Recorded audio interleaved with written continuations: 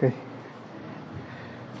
Bien, hermanos, pues antes de comenzar, vamos a poner en manos de Dios este tiempo. Señor, te damos gracias por un nuevo día. Gracias, Padre, por permitirnos llegar con bien y poder disfrutar, Señor, de un canto con nuestros hermanos. Y permítenos disfrutar de tu palabra, por lo cual te pido, Señor, que tú nos ayudes, Señor, para disponer nuestros corazones como una tierra fértil en la que tu palabra cae y produce frutos, Señor. Te doy gracias en el nombre de Jesús. Amén. Bien, hermanos, buenas noches. Qué gusto verlos a todos aquí. Creo que tenemos cupo lleno el día jueves y nos da mucho gusto poder verlos este día. Algunos no los vimos el domingo y nos da gusto tenerlos aquí. Y bueno, por ahí en pantalla aparece una imagen, y es que hicimos una pausa en las parábolas con motivo de la Semana Santa. Estamos viendo una serie que se llama ¿cómo? Siguiendo los pasos de Jesús. ¿Cuál es el propósito de esta serie? Bueno, pues una es aprovechar que estamos pasando por esta época del año, Semana Santa, pero la otra es seguir los pasos de Jesús, es decir, ir identificando cómo es que el Señor de poco a poco va progresando en su camino hacia la cruz. Pero hay otro propósito aún con más profundidad, y es el propósito que el Señor tiene para cada uno de nosotros. A pesar de que vamos siguiendo los pasos, las pistas de Jesús, también vamos siguiendo su ejemplo. Entonces, esperamos y quiera el Señor que en cada una de estas lecciones nosotros podamos seguir el ejemplo del Señor Jesús. La semana pasada nuestro hermano Frank nos nos comentaba acerca de la entrada triunfal del Señor a Jerusalén. ¿En qué iba montado? En un pollino, en un burrito, ¿no? Como un rey humilde. Bueno, pues el día de hoy vamos a ver o le vamos a seguir los pasos al Señor, y ahora nos vamos a transportar a otro escenario. En esta ocasión ya está el Señor dentro de Jerusalén. Entonces nosotros estamos ya dentro de Jerusalén también. ¿Sale? Vamos a ser espectadores de lo que el Señor va a estar haciendo. Vamos a ver un capítulo, un pasaje que está en el libro de Juan. Vamos a ver el capítulo 13. Pero antes déjenme mencionarles un poquito acerca de este pasaje. Ya por ahí mi hermano Onésimo ya leyó una parte, ahorita vamos a leerlo completo. Pero el capítulo 13, anteriormente en el capítulo 11, podemos ver un suceso muy importante en el Evangelio de Juan, y me refiero a la resurrección de Lázaro. Es una de las obras maravillosas que el Señor realizó para que las personas que vieron o que presenciaron ese acontecimiento pudieran creer. De hecho, ese es el propósito de Juan, que al leer las cosas que están escritas puedan creer que Jesús es el Hijo de Dios. Bueno, posteriormente nos trasladamos a Betsaida. Ahí Cristo entra a posar en la casa de Lázaro, de María, de Marta, y Jesús es ungido por María. Por ahí algunos discípulos se molestan porque dicen: oye, pero el perfume que derramaste está muy caro, se lo hubiéramos dado a los pobres. Y bueno, ¿no? Ya ustedes conocen la historia. Y posterior a esto, siguiendo con el transcurso de esta historia, nos encontramos ahora en el aposento alto. Estamos en las vísperas de la Pascua. El Señor está a punto de celebrar lo que nosotros conocemos como la última cena. Está a punto de instituir lo que conocemos también como la Cena del Señor. Pero fíjense que algo peculiar de Juan es que no toca para nada la Cena del Señor. Y es aquí donde vamos a entrar en nuestro pasaje. Lo voy a leer para ustedes y va a aparecer en pantalla también. Si me quieren seguir en sus Biblias, nuestro pasaje está en el capítulo 13 de Juan, versos 1 al 20. Dice así: Antes de la fiesta de la Pascua, sabiendo Jesús que su hora había llegado para que pasase de este mundo al Padre, como había amado a los suyos que estaban en el mundo, los amó hasta el fin. Y cuando cenaban, como el diablo ya había puesto en el corazón de Judas Iscariote, hijo de Simón, que le entregase, sabiendo Jesús que el Padre le había dado todas las cosas en las manos y que había salido de Dios y a Dios iba, se levantó de la cena y se quitó su manto, y tomando una toalla se la ciñó. Luego puso agua en un lebrillo y comenzó a lavar los pies de los discípulos y a enjugarlos con la toalla con que estaba ceñido. Entonces vino a Simón Pedro, y Pedro le dijo: Señor, ¿tú me lavas los pies? Respondió Jesús y le dijo: lo que yo hago, tú no lo comprendes ahora, mas lo entenderás después. Pedro le dijo: no me lavarás los pies jamás. Jesús le respondió: si no te lavare, no tendrás parte conmigo. Le dijo Simón Pedro: Señor, no solo mis pies, sino también las manos y la cabeza. Jesús le dijo: el que está lavado no necesita sino lavarse los pies, pues está todo limpio, y vosotros limpios estáis, aunque no todos. Porque sabía quién le iba a entregar, por eso dijo: no estáis limpios todos. Así que, después que les hubo lavado los pies, tomó su manto, volvió a la mesa y les dijo: ¿sabéis lo que os he hecho? Vosotros me llamáis maestro y señor, y decís bien, porque lo soy. Pues si yo, el Señor y el Maestro, he lavado vuestros pies, vosotros también debéis lavaros los pies los unos a los otros. Porque ejemplo os he dado, para que como yo os he hecho, vosotros también hagáis. De cierto os digo, el siervo no es mayor que su Señor, ni el enviado es mayor que el que le envió. Si sabéis estas cosas, bienaventurados seréis si las hiciereis. No hablo de todos vosotros, yo sé a quienes he elegido, mas para que se cumpla la Escritura, el que come pan conmigo levantó contra mí su calcañar. Desde ahora os lo digo antes que suceda, para que cuando suceda, creáis que yo soy. De cierto os digo, el que recibe al que yo enviaré, me recibe a mí, y el que me recibe a mí, recibe al que me envió. Es un pasaje un poco largo, pero lleno de un alto significado, profundo significado. Bueno, resumiendo un poco este pasaje, estamos en la última cena. Están los discípulos, están sentados a la mesa. El Señor sabía que iba a pasar de este mundo al Padre. Y de repente dice Juan que el Señor se levanta. Pero Juan no nos explica cuál es la razón por la cual se levanta o cuál es el motivo o qué es lo que lo motiva para pararse. Pero Lucas, en el capítulo 22, nos dice que en la cena, dos de los discípulos estaban discutiendo por quién sería el mayor. Y ustedes se acuerdan que por ahí la mamá de Juan y Jacobo le pidieron al Señor que uno se sentara a su diestra y otro se sentara a su izquierda, ¿no? O sea, estaban discutiendo a ver quién era el que le seguía en jerarquía al Señor, ¿no? Y es ahí que el Señor se para. Es por esa razón que el Señor se para, se quita su vestidura principal, se la ciñe como una toalla y comienza a lavarle los pies a los discípulos. Y aparece en escena el famoso Pedro, ustedes lo conocen. ¿Por qué se caracteriza Pedro? ¿Por ser impulsivo? ¿Por ser enojón? ¿Por ser intolerante? Bueno, nosotros nos identificamos mucho con Pedro, ¿no? Aquí Pedro se para, ya le había lavado los pies a algunos discípulos y Pedro le dice: no, Señor, tranquilo, o sea, ¿cómo me vas a lavar tú los pies a mí? No puedes hacerlo. Pero es una escena un tanto chistosa porque Pedro se para muy seguro de sí mismo: no lo vas a hacer.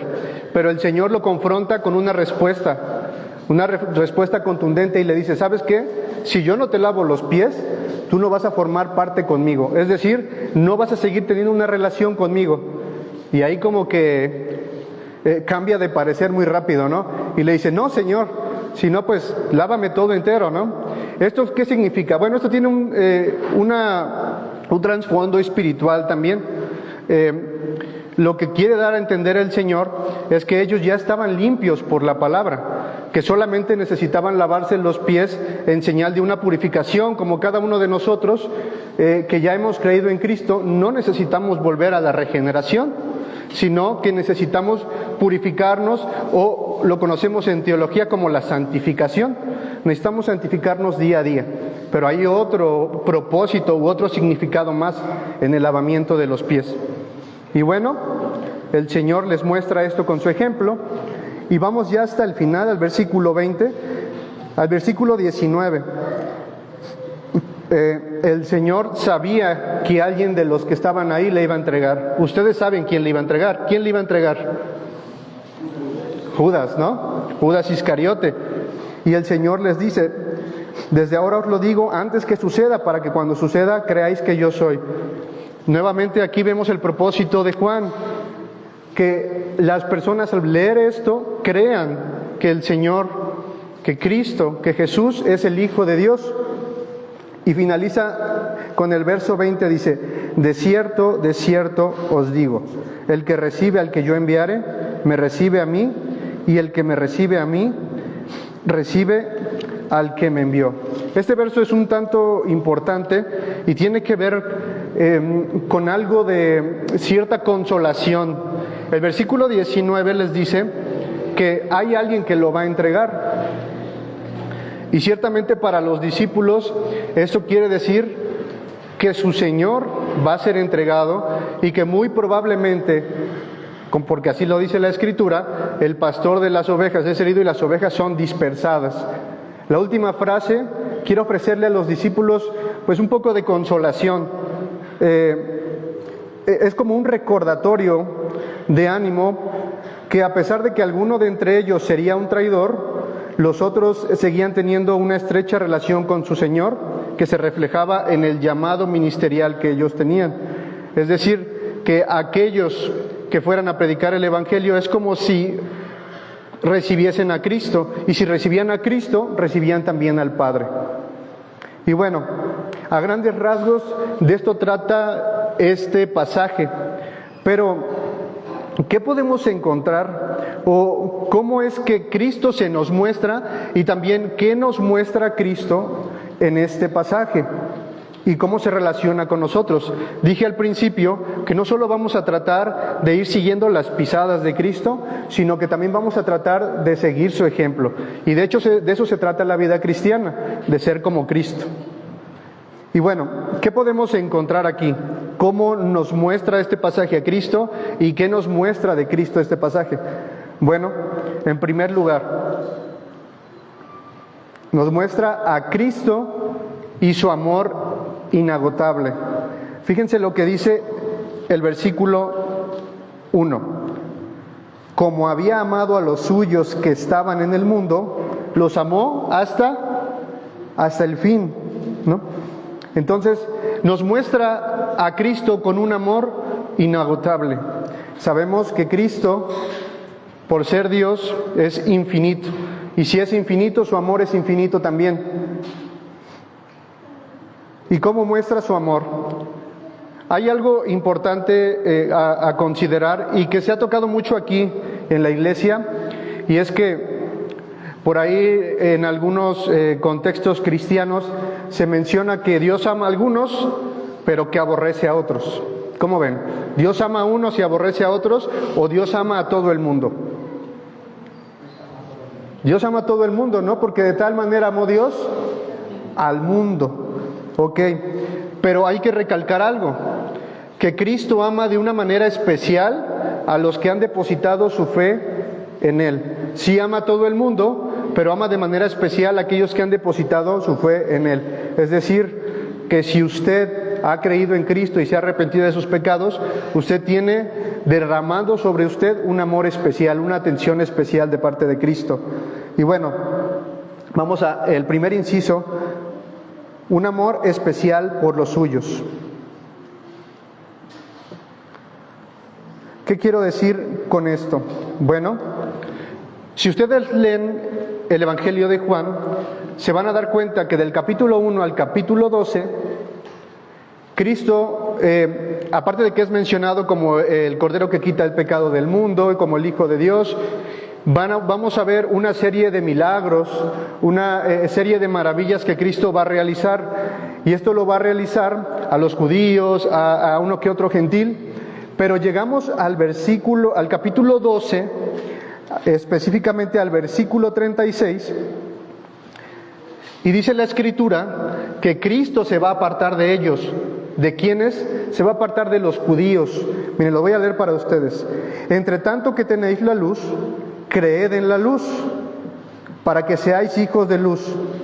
Estas cosas habló Jesús y se fue y se ocultó de ellos. Vemos a Cristo dejando a su suerte a todos aquellos que presenciaron sus maravillas, que presenciaron sus predicaciones y no quisieron creer en Él. En este momento Cristo dice que se alejó de ellos.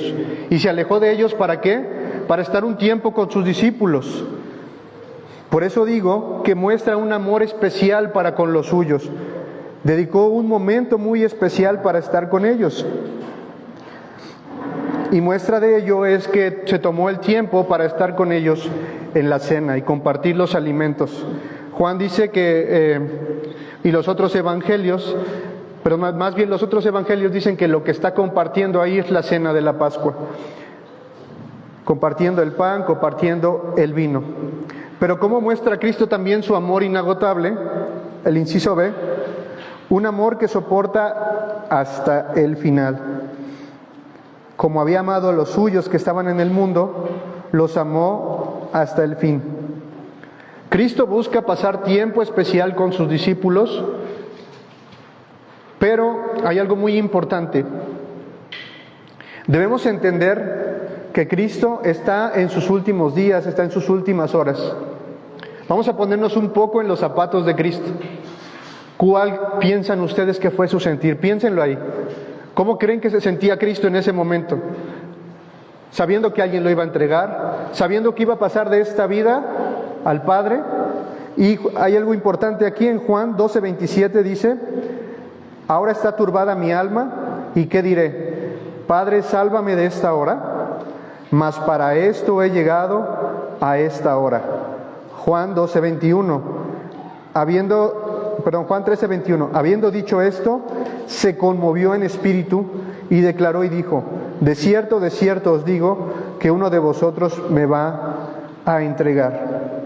Sabiendo Cristo que llegaba su hora, que iba a padecer por nuestros pecados y que estaba ya padeciendo porque alguien lo iba a entregar, su corazón debe haber estado un poco atemorizado, con tristeza, con dolor. Dice el capítulo 13 de Juan que estaba conmovido en espíritu.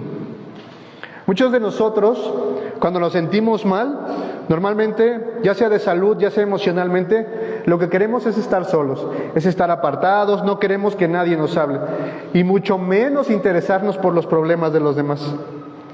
Pero aquí podemos ver en Cristo que como tiene un amor especial por los suyos, Él dedicó un tiempo muy especial para ellos en la cena. Podemos ver nuevamente el amor inagotable, el amor infinito de Cristo. Esto debemos considerarlo, hermanos, a la hora de que, miren, a veces esto habla mucho de un egocentrismo. Está bien, nos podemos sentir mal, nos podemos sentir tristes, nos podemos sentir quizás hasta molestos, no queremos ver a nadie. Pero si tú y yo hacemos caso omiso, oídos sordos a las necesidades de los demás, no estamos reflejando el amor de Cristo.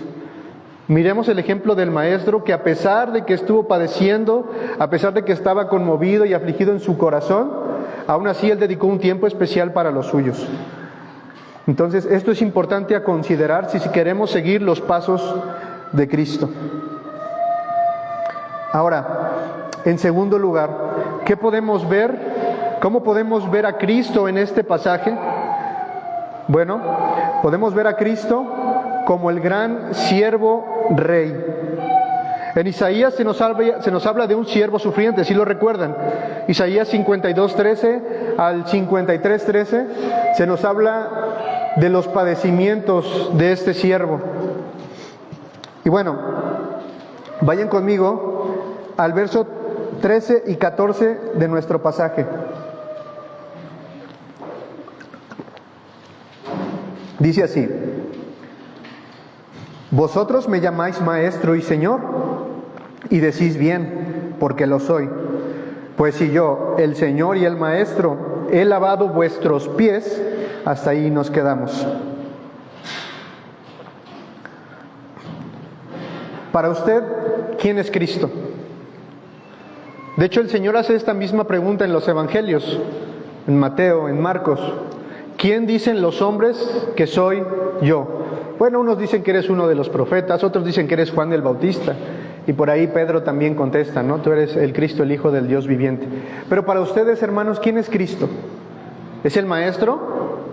¿Es el Señor? Como los discípulos le dicen en la Escritura. Miren, estamos acostumbrados, y de hecho en los Evangelios, en los pasajes paralelos, estamos acostumbrados a que alguien que está en eminencia, alguien que tiene un puesto de autoridad, alguien que está en altos puestos o altos rangos de gobierno, normalmente están acostumbrados a ser servidos. Nosotros en algún momento, si tenemos algún puesto como de este tipo, estaremos acostumbrados a ser servidos. Pero ¿cómo se nos muestra aquí el Señor? Se nos muestra como un siervo, pero jamás deja de ser rey. ¿Y en dónde radica la grandeza de su reinado? ¿En dónde radica el poderío, la grandeza, la majestad de su reinado? Porque yo no vine para ser servido, sino para servir y dar mi vida en rescate por muchos. Ahí radica la majestad del señorío de Cristo, en que vino a servirnos. Pero hay algo que motivaba al Señor, porque ya dijimos que Él estaba conmovido, estaba triste, estaba angustiado. ¿Qué sostenía al Señor? ¿Qué sostenía y qué lo motivaba para poder servirnos a ti y a mí, para poder servir a los discípulos? Bueno, el versículo 3 nos da una respuesta. Sabiendo Jesús,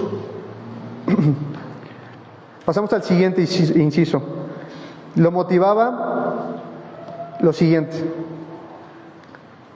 había un gozo puesto delante de él. Dice el versículo 3, sabiendo Jesús que el Padre le había dado todas las cosas en las manos y que había salido de Dios y a Dios iba.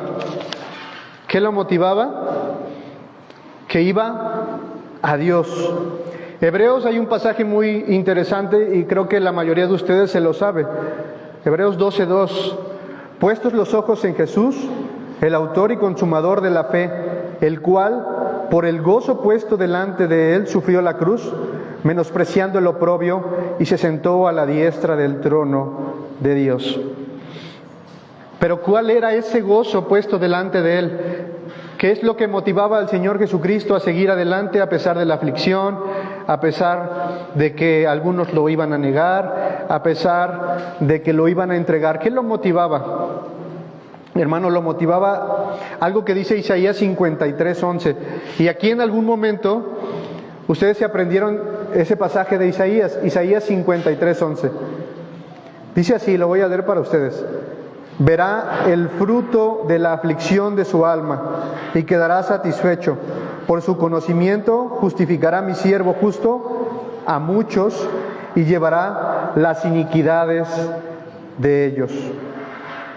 Lo que lo motivaba era eso, hermanos, que por su sacrificio, que por su obra iba a justificar a muchos, y entre ellos estamos tú y yo.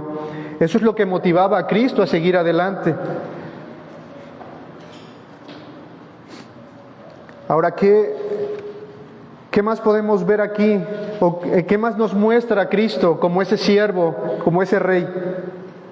Bueno, nos muestra que nos da una muestra de su servicio como una muestra de su amor inagotable. Vean lo que dice los versículos 4 y 5. Se levantó de la cena y se quitó su manto, y tomando una toalla se la ciñó. Luego puso agua en un lebrillo y comenzó a lavar los pies de los discípulos y a enjuagarlos con la toalla con que estaba ceñido. Miren, esta labor de lavarle los pies a una persona normalmente era un acto de cortesía. Nosotros podemos ver en Génesis a Abraham cuando se le aparecen algunos personajes, y Abraham lo que hace es invitarlos a pasar y les ofrece un poco de agua para que se laven los pies. Eso es un acto de cortesía. Si alguien llegaba a tu casa, le dabas agua, se lavaban los pies. Acto de cortesía. Pero si alguien se quitaba sus ropas y encima le lavaba los pies, era un acto de servidumbre. Y no muchos querían hacer esto. Esto era visto como, pues perdónenme si esto suena algo grosero, pero hay personas que se dedican o que trabajan en limpia pública. Hay trabajos que nadie quiere hacer. Hay trabajos que nosotros no estamos dispuestos a hacer. Por ejemplo, a recoger la basura. Por ejemplo, quizás a destapar algún drenaje. No estamos dispuestos a hacerlo.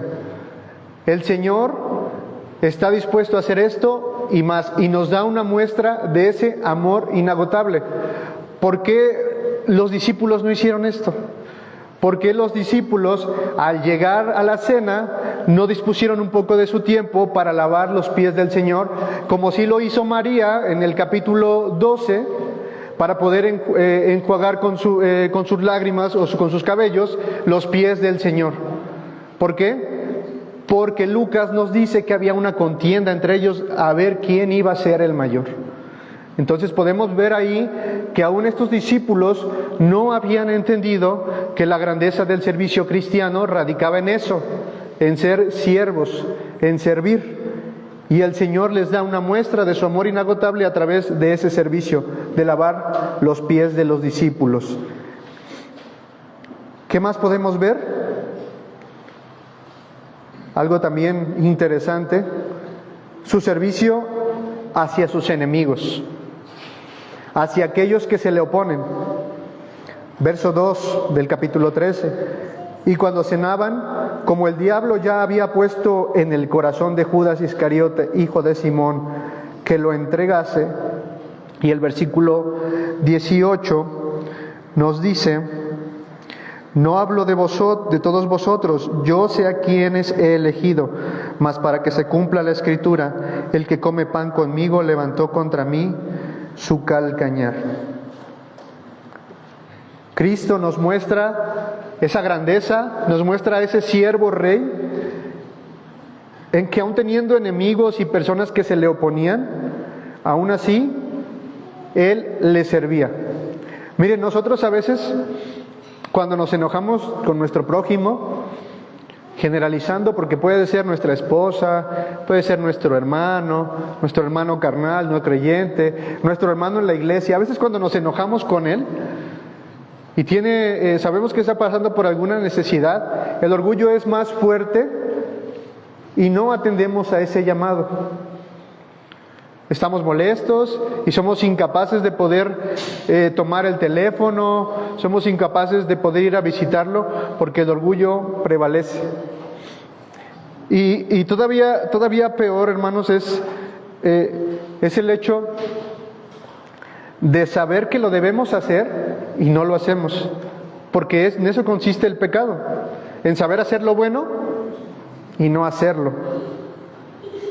Ahora, hay personas también que no están de acuerdo con nosotros, personas que no están de acuerdo con nosotros en nuestra forma de pensar, personas que no están de acuerdo en nuestra cosmovisión acerca de la vida, o incluso en el ámbito teológico hay personas que no están de acuerdo en muchos puntos de vista.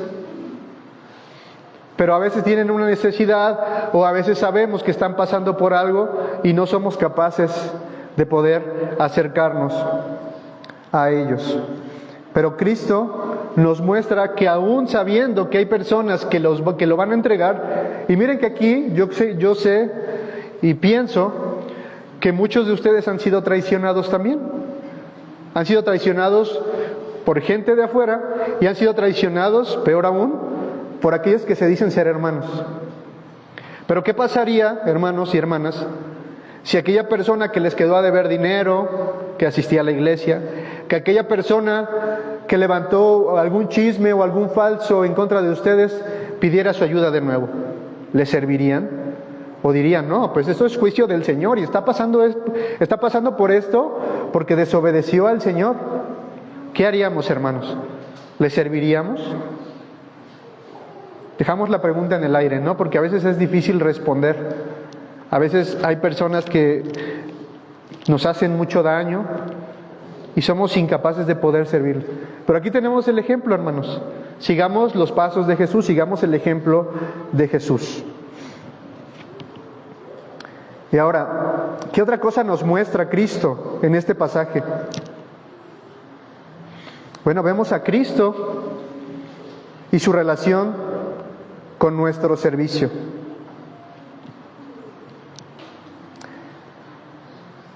Estamos en el verso, le voy a leer. Porque ejemplo os he dado para que como yo os he hecho, vosotros también hagáis. Porque ejemplo os he dado. Dice, ¿cómo se relaciona Cristo con nuestro servicio? ¿Cuál es la importancia de Cristo en nuestro servicio? ¿Qué tan importante es Cristo en tu servicio, hermano y hermana? ¿Qué tan importante es Cristo también en tu vida? Bueno, ¿qué tan importante es Cristo en nuestro servicio?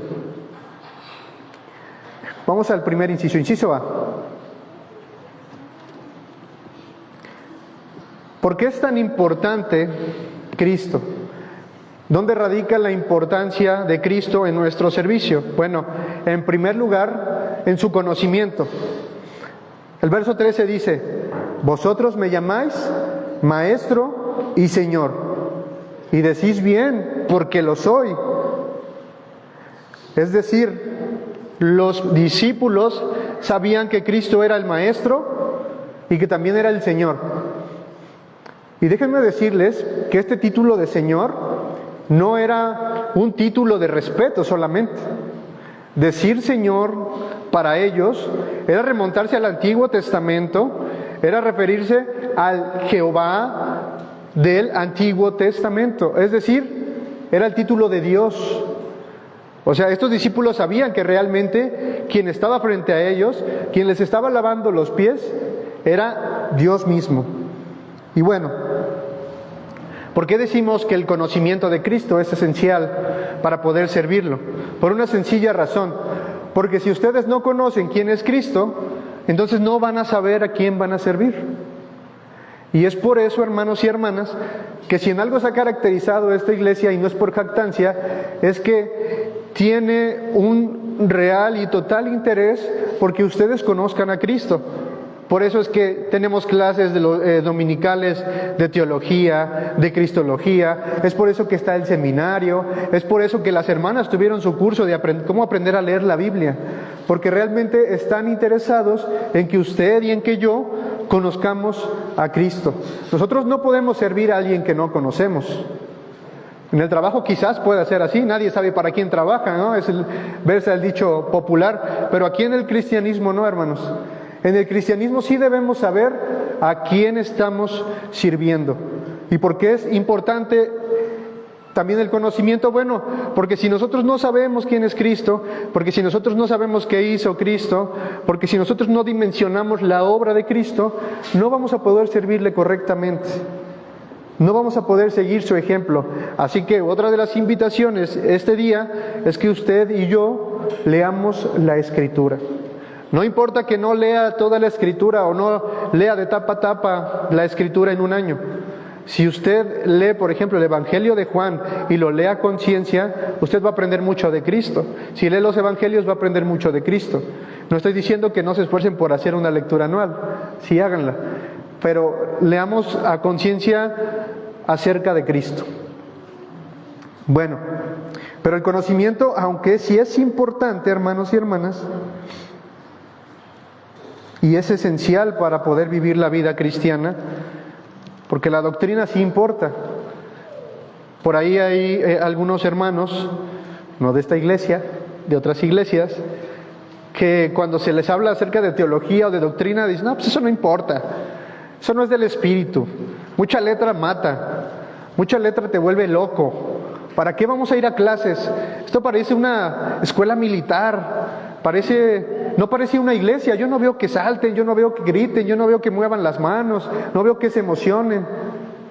Pues no, hermanos, porque tratamos de hacer las cosas decentemente y con orden, ¿no? que no estoy diciendo que sea pecado levantar las manos y orar fervientemente al Señor. Estoy diciendo que la doctrina sí importa, porque si tú tienes la doctrina correcta, entonces vas a poder vivir una vida cristiana correcta y vas a poder adorar a Dios de manera correcta. Pero con todo y que el conocimiento es importante, y con todo y que la iglesia, la verdad que permanece, se esfuerza porque cada uno de ustedes, para que a cada uno de ustedes llegue el conocimiento de Cristo, vamos a leer un verso que dice así.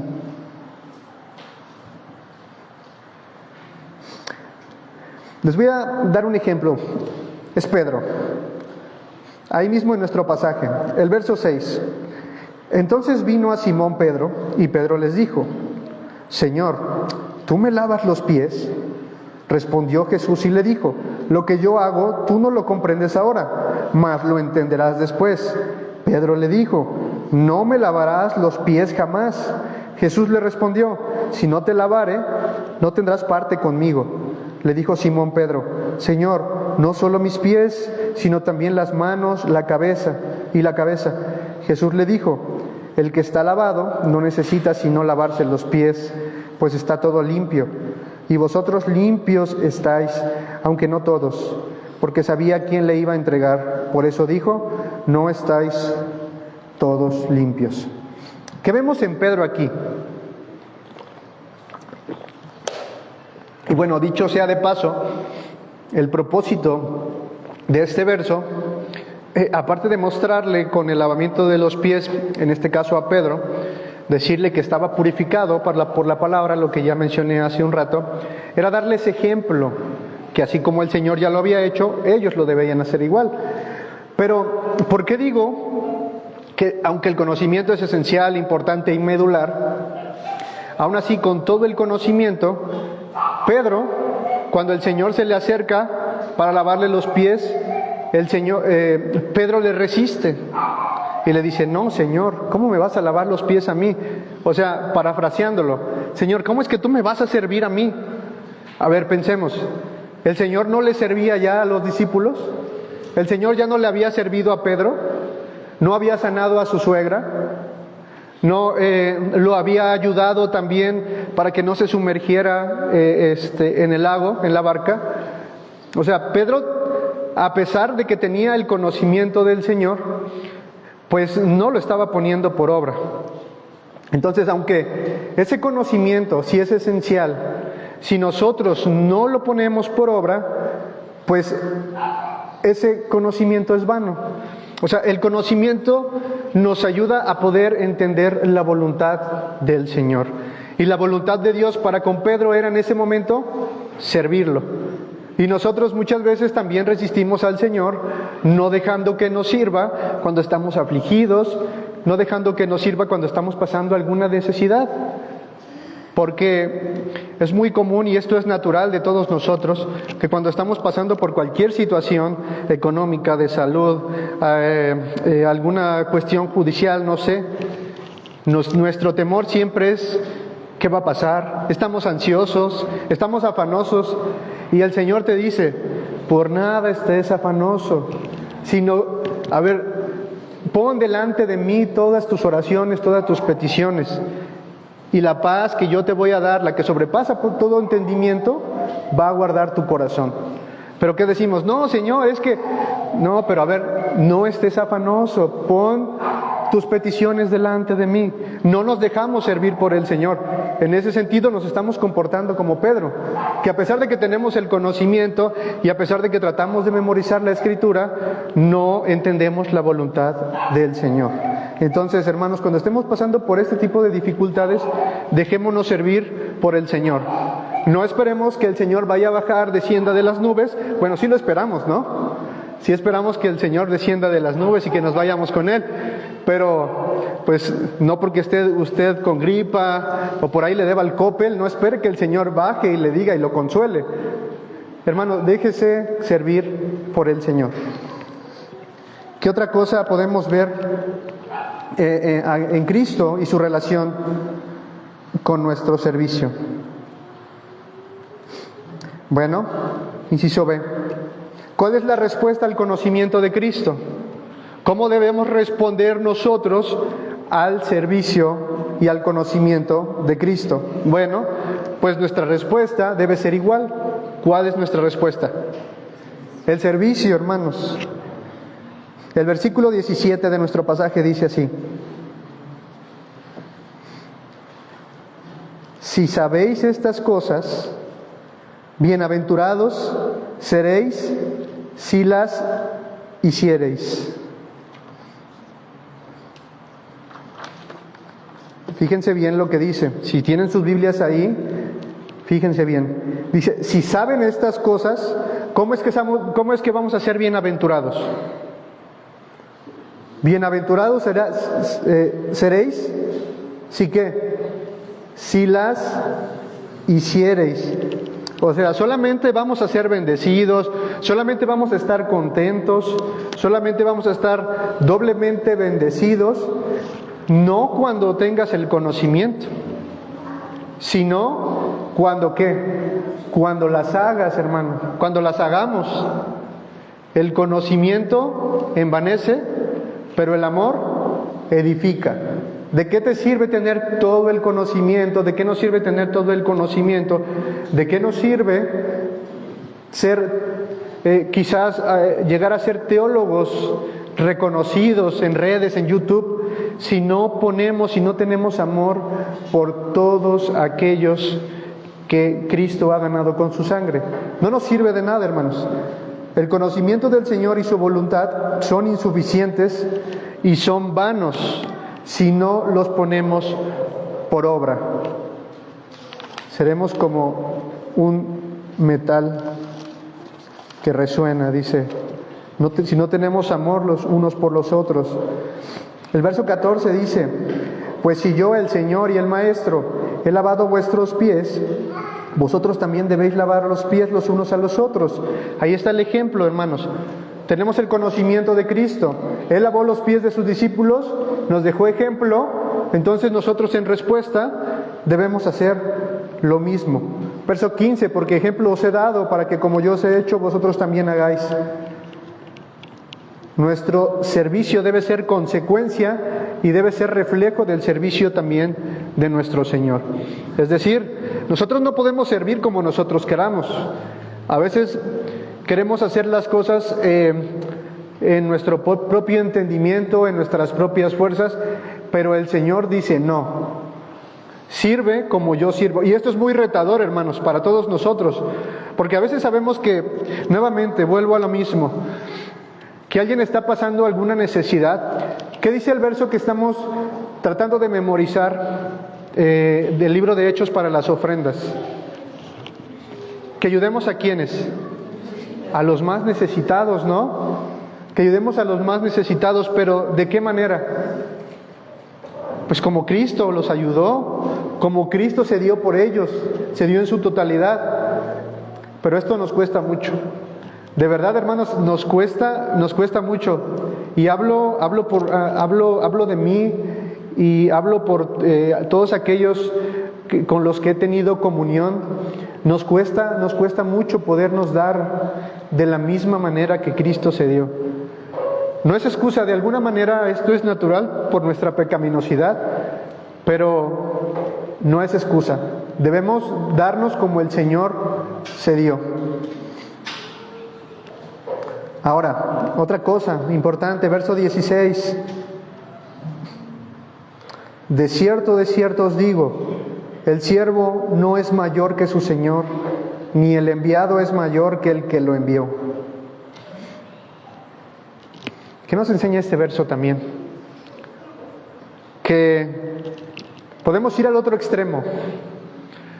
Podemos pasar de, bueno, pues sí, le voy a ayudar y esto y el otro, a pasar al extremo de, oye, es que yo le ayudé al hermano y le di 500 pesos. Oye, es que yo llevé a este hermano. Oye, es que yo le ayudé, yo le apoyé, yo le llamé. O sea, podemos en algún momento llegar a tener un concepto más alto del que debemos tener. ¿Y qué les dice el Señor a los discípulos? De cierto os digo, el siervo no es mayor que su Señor. O sea, nosotros somos inferiores ¿a quién? A nuestro Señor, porque nosotros somos siervos, ¿no? Entonces, si el Señor lo hace, en respuesta, nosotros también lo hacemos.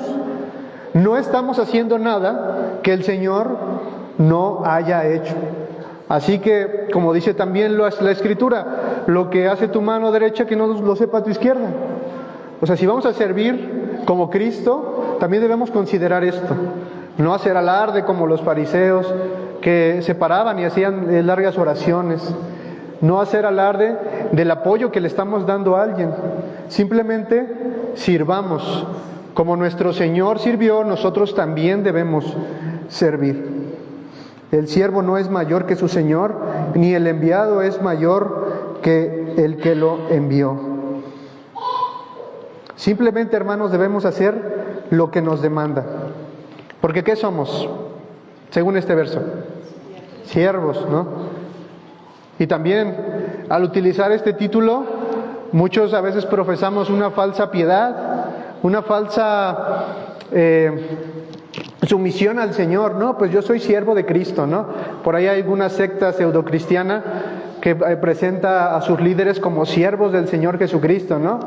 Como si eso fuese un símbolo de autoridad para los siervos o para nosotros, ¿no? No, por el contrario. El único siervo rey, el único que es digno de gloria y de honra es el Señor Jesucristo. Nosotros como siervos solamente debemos hacer lo que debemos de hacer y ya. Dice Lucas 17:10, así también vosotros, cuando hayáis hecho todo lo que se os ha ordenado, decid, siervos inútiles somos, hemos hecho solo lo que debíamos haber hecho. Entonces, hermanos, pues esto de alguna manera nos pone los piecitos en el suelo para no ensalzarnos, exaltarnos por haber apoyado o por haber hecho algo. Solamente hacemos lo que debíamos hacer. Siervos inútiles somos, hermanos. Y bueno, esto es lo que nos muestra el Señor al lavarle los pies a sus discípulos. Si Él lo hizo, nosotros debemos hacerlo. Si Él, el Maestro y el Señor, lo hizo, nosotros solamente debemos seguir su ejemplo. Podemos ver en Cristo la realeza y la servidumbre. De esa manera es que Cristo nos gobierna sirviéndonos, te gobierna a ti sirviéndote a través de tu palabra. Y tú y yo debemos en respuesta servir a aquellos que nos necesitan. ¿Cómo es que servimos al Señor, hermanos? Trayendo nuestros diezmos, haciendo largas oraciones en tu casa. ¿Tiene algo que ver? Sí. Pero servimos al Señor cuando servimos a su iglesia y servimos a los necesitados. Y bueno, hasta aquí nos quedamos en este capítulo. Jesús lava los pies a sus discípulos. Y sigamos expectantes, hermanos y hermanas, de lo que el Señor va a seguir haciendo, de lo que el Señor nos va a seguir enseñando en este paso por su camino a la cruz. Vamos a hacer una oración. Señor, te damos gracias porque tú nos has dado ejemplo, Señor. Ahora, mi Dios, te pedimos que podamos tener un corazón receptible, un corazón sumiso a tu palabra, un corazón dispuesto a seguir tu ejemplo. Ayúdanos, Señor, a que ese conocimiento, poco o mucho que hemos aprendido, que ese conocimiento se traduzca en servicio, Señor. Servicio a los más necesitados, servicio a tu iglesia, servicio a aquellos que están perdidos y necesitan escuchar el Evangelio, Señor. Ayúdanos a no tener un concepto más alto de nosotros y ayúdanos, Señor, a tener puestos los pies en la tierra y no ocupar este título de siervo con una falsa sumisión a ti, con una falsa devoción a ti, Señor, sino a pensar, Señor, como lo que somos, siervos inútiles, Señor, que solo hacemos lo que tú nos has mandado hacer. Te doy gracias por la vida de cada uno de mis hermanos y te pido, Señor, que tu palabra no vuelva vacía y que tu palabra, Señor, produzca fruto en ellos. En el nombre de Cristo Jesús. Amén.